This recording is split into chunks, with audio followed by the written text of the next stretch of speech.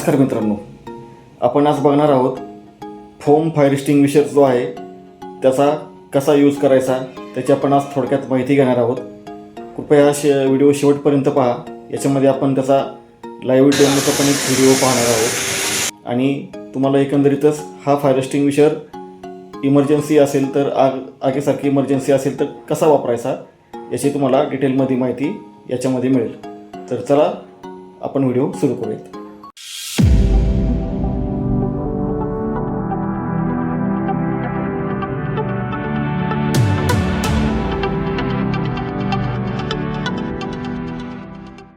हा 50 लिटरचा foam fire extinguisher आहे.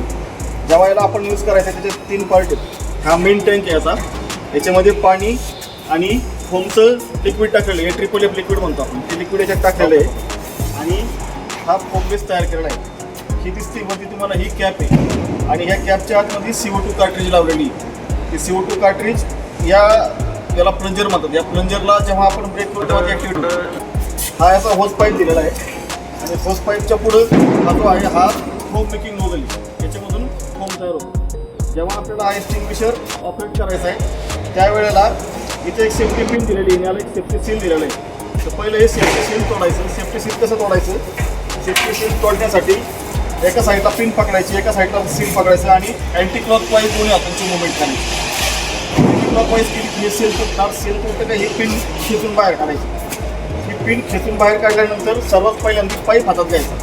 पाईपाला डिकॉईल करायचं व्यवस्थित. पहिली ही मुवमेंट करायची. पाईप डिकॉईल करायचा. पाईप डिकॉईल केल्यानंतर हा पाईप मोकळा होईल आणि त्यावेळेला हा जो प्लंजर आहे पिन काढल्यानंतर त्या प्लंजरला जोरात फटका मारायचा. जोरात फटका मारल्यानंतर आपली CO2 कार्ट्रिज ब्रेक होईल. आतमध्ये गॅस जनरेट होईल, प्रेशर जनरेट होईल आणि आतला जो फोम आहे पाईप वाटे इथे येईल आणि इथून आपल्याला जिथं पाहिजे तिथं at the base of fire त्याला यूज करायचा आहे. कुठं? At the base of fire. आपल्या या ठिकाणी फायर लागला आपण बॉडीचं काय त्याच्यावर जर फायर कॅच झाली तर फ्लेम त्याच्यावरपर्यंत जाते. तर वरती फ्लेमवर टार्गेट नाही करायचं. ज्या ठिकाणी फायर झाली ना त्या फायरवर टार्गेट करायचं. फोम काय करतो जनरली की जो वस्तू पेटलेली आहे, जे फ्युएल पेटलेलं आहे त्या सरफेसचा तो कव्हर करतो. म्हणजे काय होतो, हवेतला ऑक्सिजनचा आणि बर्निंग फ्युएलचा कॉन्टॅक्ट तो कंटेमिनेट करतो, त्याला ट्रीट करतो. त्याच्यामुळे ती फायर कंट्रोलमध्ये येते. त्यामुळे आपल्याला काय करायचं की ज्या ठिकाणी आग पसरते त्या ठिकाणी सरफेसला जास्तीत जास्त कव्हर करायचं आहे फोमच्या साह्याने. असं आपल्या पाठीमागे बॉक्स वगैरे पुठे वगैरे दिसत आहेत त्या केसमध्ये पण तेच आहे. बर्निंग फ्युएलवरती आपल्याला याला बेस करायचं आहे. त्याच्यामुळे आपण नेहमी म्हणतो की aim the fire extinguishers nozzle at the base of fire. Base of फायरवरती त्याला आपण एम करायचं आहे आणि त्याच्यावर वापरायचं आहे. ही आग आपली कंट्रोलमध्ये येऊ शकते. फोम वापरताना हा नेहमी A टाईप आणि B टाईपच्या फायरवरती आपण वापरायचा आहे. तो चुकूनही इलेक्ट्रिक फायरवर वापरायचा नाही, कारण याच्यामध्ये वॉटर कंटेंट आहे, पाणी. आपण जर तो लाईव्ह इलेक्ट्रिकलवर वापरला तर त्याच्यामुळं तुम्हाला इलेक्ट्रिक कंडक्शन होऊन शॉक बसू शकतो. त्याच्यामुळे तेवढी एक काळजी घ्यायची की याला बिलकुल इलेक्ट्रिकवरती नाही वापरायचा.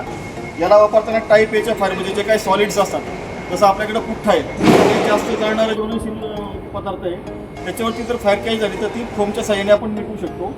फोममध्ये पाणी असल्यामुळे ते कूलिंग पण करतं आणि फोम जो असतो तो लेअर तयार करतो, त्याचा कॉन्टॅक्ट ब्रेक व्हायला मदत होते. त्याच्यामुळं त्या A टाईपवरती सॉलिड्सवरती आणि लिक्विड्सवरती जसं की ऑइल, पेट्रोल, केरोसिन अशा लिक्विड्सवरती याचा वापर इफेक्टिव्हली केला जातो.